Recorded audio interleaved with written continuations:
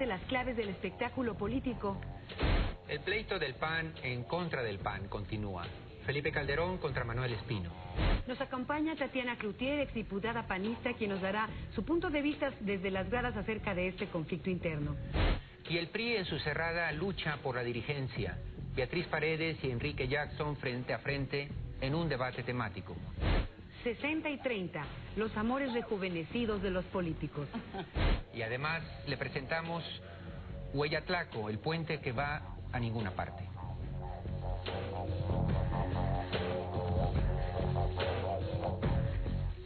Buenas noches, bienvenidos a Código 2007, las claves del espectáculo político, una producción del Universal Televisión y Proyecto 40. Buenas noches, Estela. ¿Qué tal? Muy buenas noches. Bueno, por cuestiones de trabajo, Raimundo Rivapalacio no nos acompaña la noche de este jueves. Desde aquí le enviamos un cordial saludo.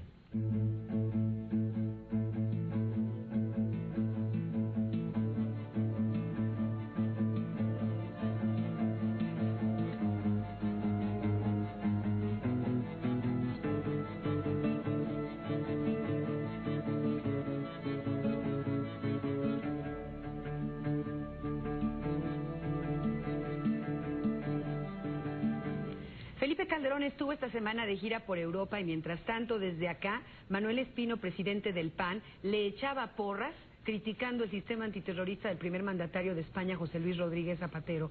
Con esto se deja ver que sí hay una crisis dentro del PAN, un tema que abordamos hace 8 días en Código 2007, aunque por supuesto las partes lo niegan. Para seguir con esta segunda parte de la historia del PAN contra el PAN, le damos la bienvenida al estudio de Código 2007 a Tatiana Cloutier, expanista, hija de Manuel J. Cloutier, quien fuera candidato presidencial del PAN en 1988. Tatiana, muy buenas noches. Muy buenas noches. Buenas noches. Una muestra evidente de que hay un conflicto en el PAN se da precisamente ayer cuando Manuel Espino va a ver al presidente Calderón y se toman la foto. ¿Realmente hay una crisis? Eso nos dice que sí hay una crisis. Para mí la fotografía fue evidentemente una confirmación de que hay un problema y había que, es como, ¿qué hacemos ahora después del problema? Pues tapar el problema, ¿no? Salir en la foto, sentarse y platicar, pero si lo vemos también, la conversación, o así lo dicen los medios, es de aproximadamente 30 minutos. Yo no creo que un problema de esta índole se arregle ni en 30 minutos ni con una fotografía. ¿Y cuál es el problema de esta índole de fondo que hay entre ellos? Mira, yo lo que veo más, yo le doy el problema al PAN más o menos que viene sucediendo, o entre estos dos grupos, por ponerlo así, más o menos hace año y medio cuando se da la lucha por quién dirigiría al PAN. Si recordamos, en aquellos momentos estaba por un lado Manuel Espino, por otro se tenía, era Manuel Espino y los Pinos, vamos a ponerlo así. Es los decir, Pinos, Fox apoyaba a Manuel Espino, ¿no? La señora Marta. Y luego tenemos la parte en donde estaba el grupo, bueno, vamos a poner Germán Martínez, que estaba como posible candidato, y que estaba Carlos Medina Plasencia. Al ver cómo se dan las presiones por parte de los Pinos en funcionarios de gobierno para votar en favor de Manuel Espino, Germán y el propio Carlos hacen una alianza. Germán se sale y se queda de alguna manera pues Carlos Medina, y ahí como con un juego curioso se queda también Alejandro Zapata. Es interesante ver, Manuel Espino gana esta primera lucha. Pero Felipe Calderón apoya a Carlos Medina Plasencia, que sale derrotado en la dirección. Yo tengo desde cuenta 4 momentos y ha sido muy curioso que solamente una batalla la ha ganado Felipe. Y esto es de alarmarse de alguna manera, aunque Felipe sea ahorita el presidente de México. La contienda interna la gana Manuel, luego viene un segundo momento, un segundo pleito que es Krill Calderón, ¿no? Y bueno, otra vez los Pinos, Espino y Santiago compitiendo con toda esta fuerza y que tuvieron que sacar inclusive al caballo negro que le llamaban en aquel momento. Gana Calderón contra toda esta situación. Pero ese es también uno de los triunfos de Calderón. Sí, digo, pero lo que me refiero es un triunfo contra... Bueno, yo tengo 4 momentos y en los 4 momentos gana, para nombrar las listas de plurinominales, las gana Espino. Sí. Para nombrar los dirigentes de acuerdo a los estatutos en el Congreso y en el Senado, la vuelve a ganar Espino. Perdón, antes de seguir avanzando, nada más un tema que a mí siempre me ha dado muchísima curiosidad. Es cómo Manuel Espino, que un representante de los grupos más conservadores del PAN, hace esta alianza con Santiago Krill, cuando secretario de Gobernación, para que fuera, digamos, el gallo de Los Pinos para competir por la candidatura del PAN a la presidencia. Lo que no entiendo es este agua y aceite, aparentemente, entre Manuel Espino y Santiago Krill, un personaje que venía del grupo San Ángel, que había sido consejero del IFE, que uno no identifica con la ultraderecha. ¿Cómo explicas tú esta alianza? Mira, la verdad es que para mí Santiago es de los seres humanos que ha sufrido una transformación muy rara en ese sentido, ¿no? Yo recuerdo cuando Santiago fue de los primeros consejeros electorales, se le entregó un premio por todo su bagaje ciudadano y toda esta lucha, pero al final de cuentas cuando estás en el poder, dicen que nunca terminas de conocer a alguien hasta que lo ves en el poder. Santiago llega al poder y evidentemente se transforma. Es evidente la parte que le pasa en su vida personal y la parte que le pasa en su vida política. No es posible que Santiago, de ser aquel hombre conciliador, no haya podido conciliar una cosa en la Cámara de Diputados. O sea, la Cámara de Diputados se le va ese trabajo que tenía como el negociador, como el aglutinador de fuerzas cuando fue diputado, inclusive si recordamos cuando estuvo con Carlos Medina, con Porfirio Muñoz Ledo, si no ha sido por ellos, no se da ese importante momento en la Cámara de Diputados y parecería que todo eso o se le olvidó o el poder te marea o algo pasa que no te permite aterrizar y darte cuenta cuál es tu realidad. O a veces, que esa es la otra parte que normalmente el poder hace, te secuestra y te empieza a enseñar pues que el cielo es diferente. Pues ahora Santiago está del bando de Manuel Espino. Tatiana, yo quisiera que siguiéramos con este recuento. ¿Y dónde ubicas tú en estos rounds que tienen Espino y Felipe Calderón? ¿Dónde ubicas el que Ana Rosa Payán haya sido desplazada de la candidatura y el triunfo de Mariana Gómez del Campo en el Distrito Federal? Me entro primero con el caso de Ana Rosa. A mí me llamaba mucho la atención. Ana Rosa fue de las grandes promotoras y apoyadoras de Manuel Espino, pensando en que sería una corriente súper conservadora y que en ese sentido Ana Rosa apoyaba a Manuel. Pero yo inclusive comentaba en esto de los amores y traiciones, entre más crece el amor, más crece la traición. Ana Rosa se rasgó las vestiduras y fue de las que habló en favor de Espino y fue de las que le dio el triunfo a Espino. ¿Cómo es posible que en el proceso de la elección Ana Rosa se haya quedado sola y haya quedado por unos votos, que esos votos al final de cuentas sí eran controlados por Manuel en el CEN y que pudo haber sacado adelante? Nomás para el público, estamos hablando de la candidatura al gobierno de Yucatán. Así es. ¿Pero quién gana ese round? Ese round, ahí voy. Bueno, tenemos el round en donde, bueno, me regreso. ¿Quién gana el round? El round lo gana Felipe, aparentemente, pero también lo pierde, bueno, Ana Rosa también era gente o siempre fue pegada al grupo de Felipe antes de que apareciera Espino. Y si lo vemos en estos términos, híjole, es un tema delicado porque estaríamos hablando qué pasó en Yucatán en la campaña electoral interna del PAN o en la precampaña cuando Santiago y cuando Felipe jugaban. Si recordamos aquellos, el resultado electoral que se da en Yucatán o en Mérida específicamente es de los resultados más sorprendentes porque es donde se va un padrón altísimo en favor de Felipe, casi eran 90 y tantos contra no sé qué, y Santiago hace un reclamo, alguien logra poner un alto ahí y dicen no sabemos qué pasó. ¿Sí? Y ahí es donde algunos periodistas anunciaban que venía el apoyo ya del Bester Gordillo, que venía el apoyo de Josefina Vázquez Mota. Si esto fue cierto, se traduce en ciertas situaciones cuando llegan ya a la candidatura formal. Y ahorita sería una repetición de este padrón, digo, de este patrón, claro, patrón, de los dos patrones, del patrón de las cosas y del patrón de la viada. Pero si hubiera un ganador, en teoría sería Felipe. En Yucatán, en teoría. En teoría, pero es un perdedor. O sea, es un ganador a los ojos de que impuso a su candidato, si es que ese fuera el caso. Pero es un perdedor en el caso de lo que queda sacrificado en el Estado y las consecuencias que vienen. Del panismo en el Estado. En el DF. En el DF, la verdad, yo recuerdo nomás, digo, conozco muy poco de lo que pasa en el Distrito Federal. Recuerdo lo del asunto de Carlos Gelista, que iba a ser reelecto, que Carlos, o sea, las críticas que había aquí internamente de que si en el DF había PAN o no. Evidentemente teníamos como país toda la fortaleza, toda la fuerza que se daba aquí con el movimiento de Andrés Manuel y lo del PRD, y siempre se le cuestionó mucho a Carlos que no hubiera hecho un trabajo bueno y que no estuvieran dando resultados comparado con quien estaba, con quien había sido su antecesor, José Luis Luege. Entonces, yo no sé ahí sí cómo funcionan, pero te puedo decir, si las cosas están funcionando como están funcionando ahorita en Nuevo León, la nota de hoy a 8 columnas y tiene 3 días en el aire es, y te la leo aquí, dice... Juan Pablo Hinojosa. Así es, Hinojosa Canales, ¿sí? Que está ahorita, dice que lo van a correr del partido o el partido está pensando en correrlo porque está vendiendo plazas para poder conseguir votos para la elección del 2009.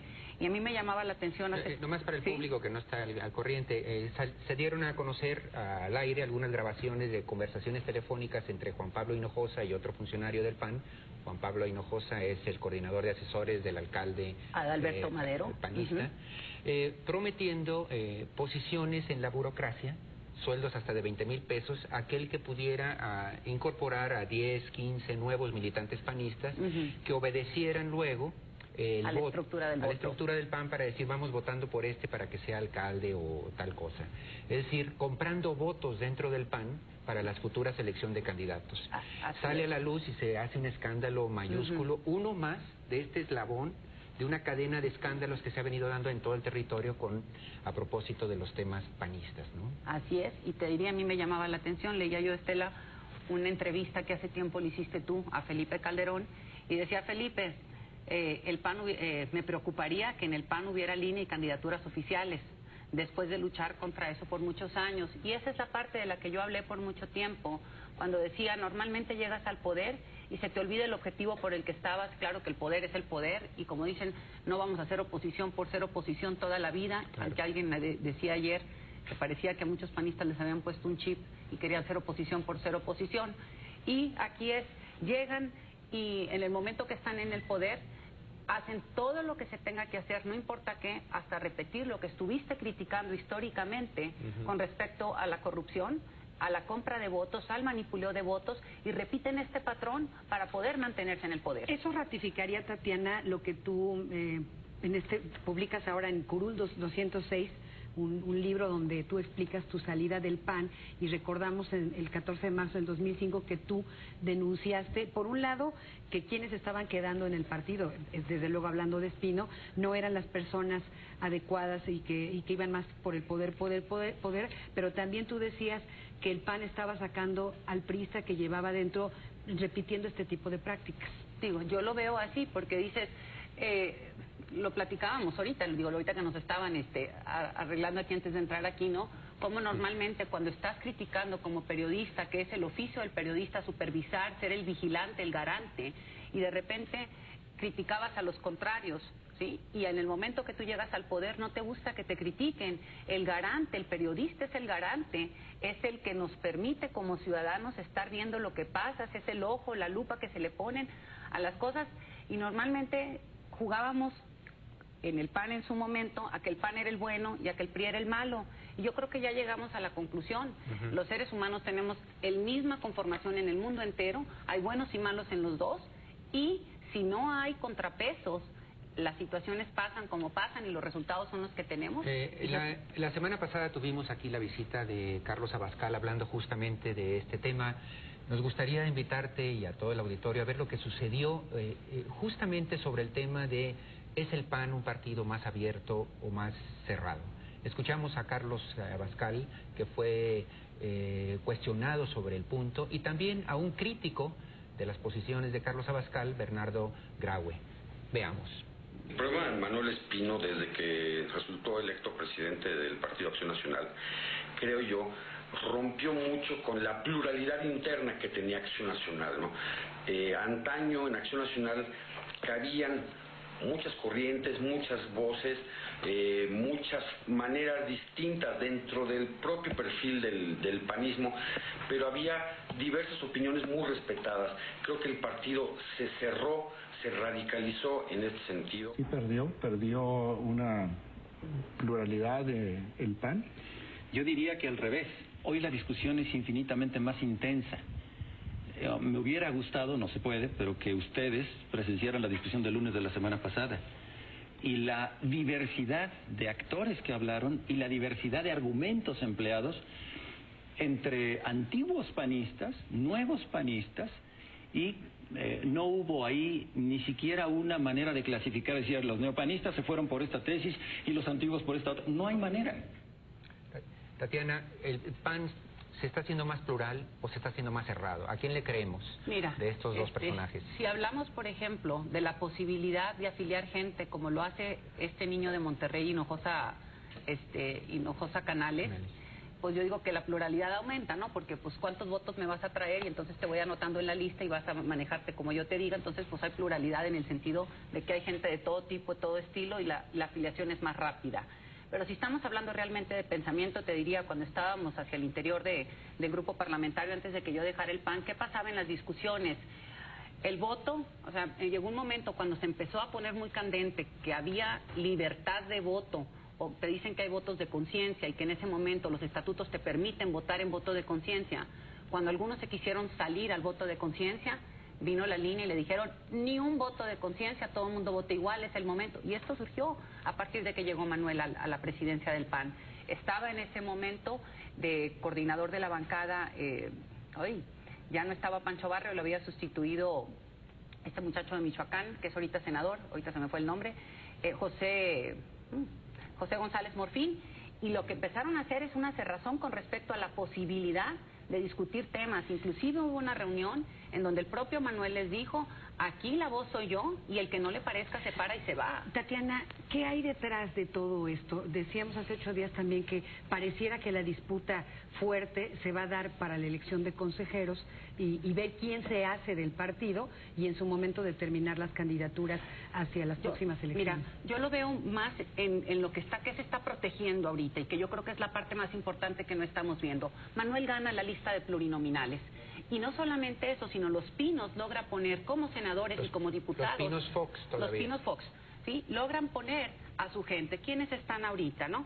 Tienes a Santiago, tienes a Héctor Larios, tienes a Cermeño, hablando de los 30-60, tienes a ¿cómo se llama? A Ramón Muñoz, tienes a Juan Bueno, tienes al ex senador y candidato por Veracruz. O sea, tienes una serie de personajes que tú dices, vinieron a darse fuero. A un César Leal dices, ¿a qué vinieron a darse fuero? Es decir, ¿Qué pasó en el sexenio y pasado? de Espino, vamos, Así no es. de Calderón. No, estamos hablando de quien ganó las listas plurinominales y que en sus listas mete a su gente. Entonces, vienen a lograr, por un lado, tener protección a cualquier cosa que este gobierno entrante, o que si hubiera sido el momento de que Andrés Manuel hubiese llegado a la presidencia, había que protegerse. Y eso es lo que lograron, una protección. Pero ahora están a la ofensiva, ¿Le van a ¿no? poner en el Congreso entonces, Tatiana, una camisa de fuerza a Calderón para que eventualmente no pudiera destapar lo que quién sabe qué pasó en el sexenio pasado? Yo creo que sí. Sí, yo creo que sí. Ahora, el tema del yunque, ¿hasta qué punto la presencia de Manuel Espino y estas corrientes de ultraderecha del PAN forman parte de esta noción de la presencia de un yunque al interior de la dirección panista? Mira, a mí me cuesta mucho trabajo cuando decían todo el mundo lo del yunque y eso, rapidito corría a comprar el libro de Álvaro porque decía yo, ¿qué es esto del yunque? Y cuando empiezas a leer, empiezas a entender relaciones entre ciertos personajes y no. Pero vamos a ir, a mí me llama mucho la atención las contradicciones que hay otra vez entre lo que es el yunque y el pragmatismo de lo que se votaron. Momento que estábamos de diputados nosotros, viene aquello de la famosa píldora del día siguiente. Quien la promovió fue Vicente Fox, el gobierno de Vicente Fox. El yunque nunca opinó al respecto. Marta Sagún salió a defenderlo.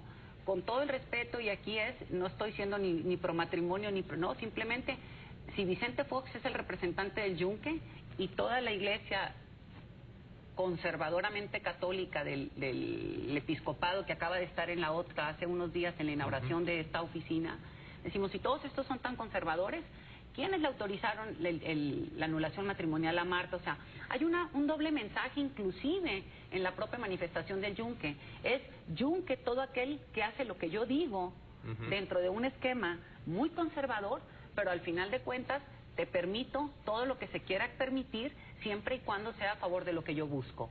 Y la otra cosa que yo creo que también viene como algo interesante en esto del yunque, hay posiciones en el Senado otra vez y en la propia Cámara de Diputados de personajes que te empiezan a decir que son del yunque. El resultado de la elección de Guanajuato.